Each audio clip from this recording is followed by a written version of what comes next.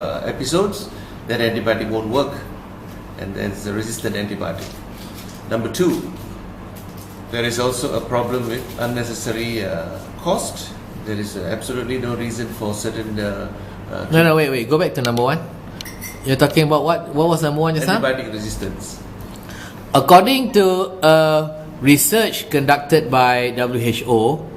According to a research conducted by WHO and many other studies. Proven that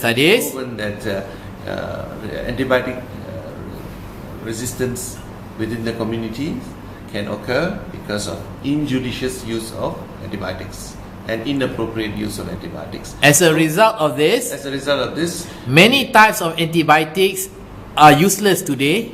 As a result of this, many types of... As a result of this, As a result of this, many antibiotics are useless today. Many antibiotics are useless today or don't work when they are needed to because of this development of resistance. And it can be pointed out that the development of this resistance is because of unnecessary usage and a lot of general practices where general practice clinics prescribe antibiotics only because the patients want them to.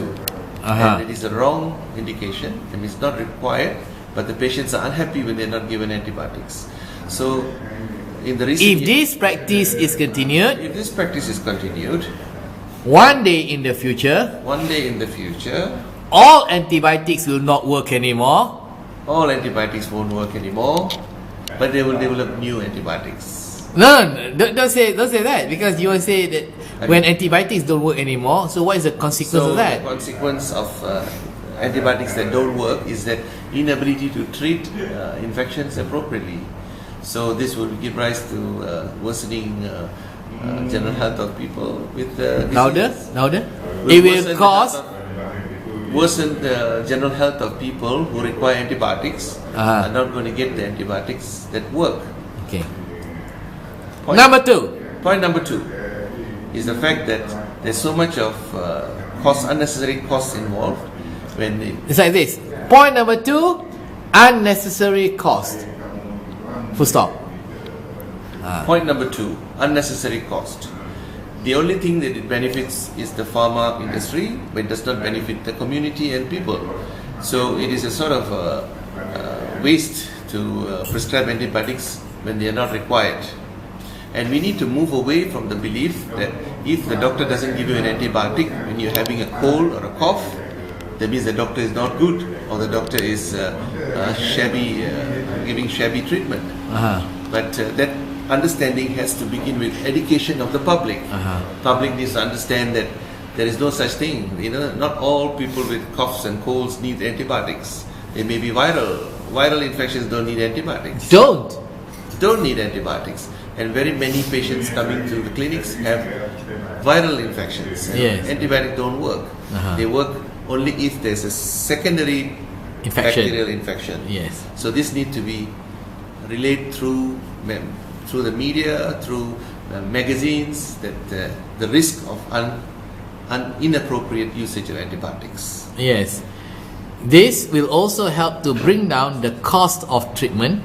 This will also help to bring down the unnecessary cost of treatment that is borne by the patient. And number three, the worst thing that could happen is an adverse reaction to one of these antibiotics. Number three, adverse reaction. The worst thing that can happen. Number three is adverse reactions.